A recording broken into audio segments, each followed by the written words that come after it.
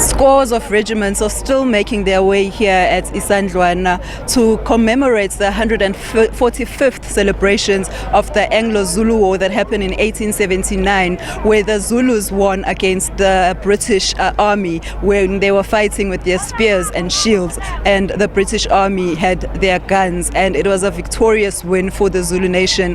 The fight or the war started there at the mountain where the Zulu warriors had a clash with the British soldiers, and as you can see, the scores of regiments are still making their way here. They are here to commemorate this victorious day. They are waiting for the Zulu King Misuzulu, kaZwelithini, to make his way here, to make his first appearance after the judgment that was handed down at the North Gauteng court. But with me now is the KwaZulu-Natal Premier, Ms. Nomusa Dube-Ncube, who will be telling us more about what does this day exactly mean for the province of KwaZulu-Natal.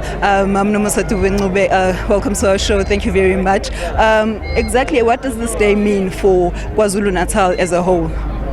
Well, we are very proud as the province of KwaZulu-Natal that every year we assemble here to commemorate this very, very important occasion of the victory of the Zulu nation. But not only the Zulu nation, the victory of the African people, the victory of the black people that were fighting for their land, that were fighting to ensure that their history is not wiped away.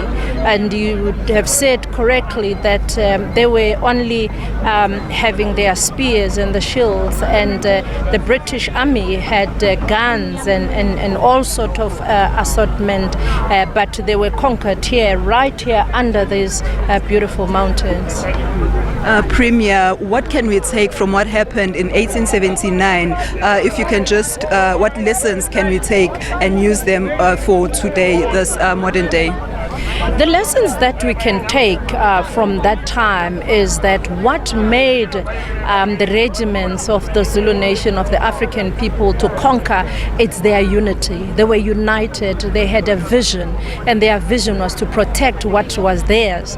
Their vision was to ensure that today's kids, ourselves, and as their forefathers, they made us proud, because I'm sure would not be standing here today. Probably you would be having some building that belongs to some British people if they had not fought to preserve what we have here today. So that is why for us it's important that we need to continuously make sure that we write this history, particularly now that there is a modern world changing of how we write our history. The digital age that we are at needs to also inspire us to write even more, but also to ensure that people, even if they are not here, they are able to reach and to understand what transpired here when the Zulu warriors fought against the British warriors. And but also what is important for us to know is that today's wars that we are now facing is the war against poverty, is the war against unemployment, against inequality, gender-based violence.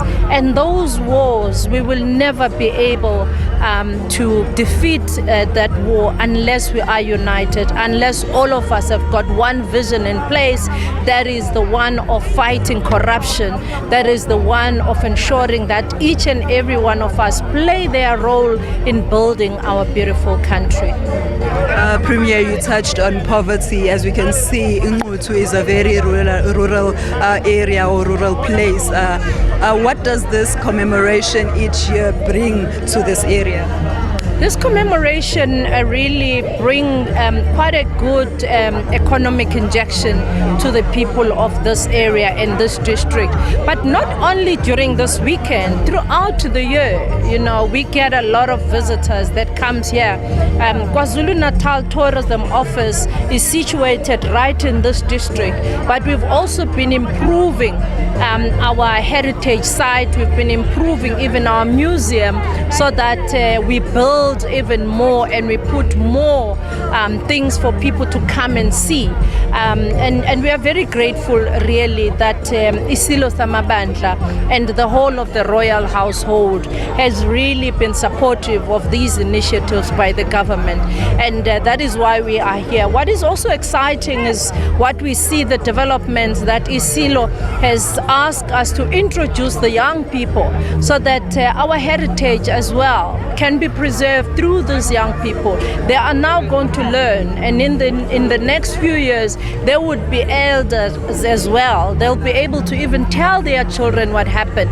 And if we do that, we are preserving our culture, because we need to tell our history ourselves rather than to allow other people to tell our history, because they always are bound to tell it their own way and in the way that will suit them instead of telling our own stories. Premier, thank you so much. Thank you. That was KZN Premier, Ms. Nomusa Dube-Ncube, telling us about what this day actually means for the province and for the Zulu nation as a whole. And she also touched on the lessons that were learned back then in 1879, that the Zulu warriors only won against the British Army because they were united. And she said that bringing this forward, the only way we can win the modern day wars like poverty, crime, corruption, is that if the South African people are united in fighting these modern day wars that we are facing.